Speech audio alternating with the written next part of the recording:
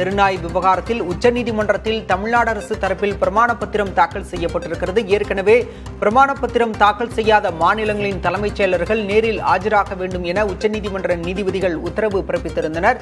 இந்த நிலையில் நேரில் ஆஜராவதிலிருந்து விலக்களிக்குமாறு தமிழ்நாடு உள்ளிட்ட பிற மாநிலங்களின் சார்பில் மனு தாக்கல் செய்யப்பட்டிருந்தது. ஆனால் அந்த கோரிக்கையை நிராகரித்த நீதிபதிகள் கட்டாயம் தலைமைச் செயலர்கள் நேரில் ஆஜராக வேண்டும் என உத்தரவு பிறப்பித்திருந்தனர்.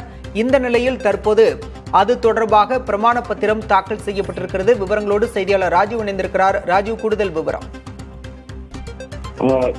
தெருநாய்கள் விவகாரத்தில் ஏற்கனவே உச்சநீதிமன்றம் தங்களது அதிருப்தியை தெரிவித்திருந்தார்கள். காரணம், இது தொடர்பாக பதில் மனுக்கள் பிரமாண பத்திரத்தை உச்சநீதிமன்றம் தாக்கல் சொல்லியிருந்தது.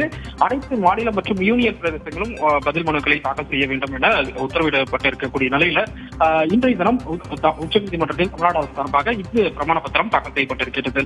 அதில் பல்வேறு விவரங்கள் குறிப்பிடப்பட்டிருக்கிறது. குறிப்பாக 138 கால்நடை மருத்துவமனைகள் மூலமாக இந்த தெருநாய்களுக்கு கருத்தடை செய்யப்படுகிறதாக, அதற்காக கடந்த ஜூன் மற்றும் ஜூலை மாதங்களில் கூடுதலாக 88 மையங்கள் உருவாக்கப்பட்டுள்ளன. சென்னை மாநகராட்சியில் மட்டும் 5 கருத்தடை மையங்கள் இயங்கி வருவதாகவும் மேலும் 10 மையங்களை கூடுதலாக உருவாக்கும் நடவடிக்கை மேற்கொள்ளப்பட்டு வருவதாக தமிழ்நாடு அரசு தனது பிரமாண பத்திரத்தில் தெரிவித்திருக்கின்றது. மட்டுமல்லாமல் டவுன் பஞ்சாயத்துகளில் 96 மையங்கள் செயல்படுகின்றன. இந்த கருத்தடை திட்டத்திற்கு 450 கால்நடை மருத்துவர்களுக்கு கால்நடை பல்கலைக்கழகங்கள் மூலமாக 15 நாட்கள் சிறப்பு பயிற்சிகளும் வழங்கப்பட்டு வருவதாக தமிழ்நாடு அரசு தெரிவித்திருக்கிறது.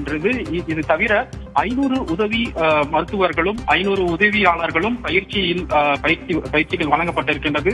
அதே போல தனியார் கால்நடை மருத்துவமனைகளும் மருத்துவர்களும் விருப்பத்தின் அடிப்படையில் இந்த திட்டத்தின் கீழ் சேர்க்கப்பட்டுள்ளனர். 450 நாய்பிடி பிடிப்பவர்களுக்கு உரிய பயிற்சிகள் வழங்கப்பட்டுள்ளது. அதே போல நாய்களுக்கு 72 காப்பகங்கள் உருவாக்க இந்த ஜூலை மாதம் அரசாணை பிறப்பிக்கப்பட்டிருப்பதாகவும் இதுவரை 4.77 லட்சம் ராபிஸ் தடுப்பூசிகள் வழங்கப்பட்டுள்ளது, நாய்களுக்கு வழங்கப்பட்டிருப்பதாகவும் தமிழ்நாடு அரசு சார்பாக இந்த பிரமாண பத்திரத்தில் தெரிவிக்கப்பட்டிருக்கிறது.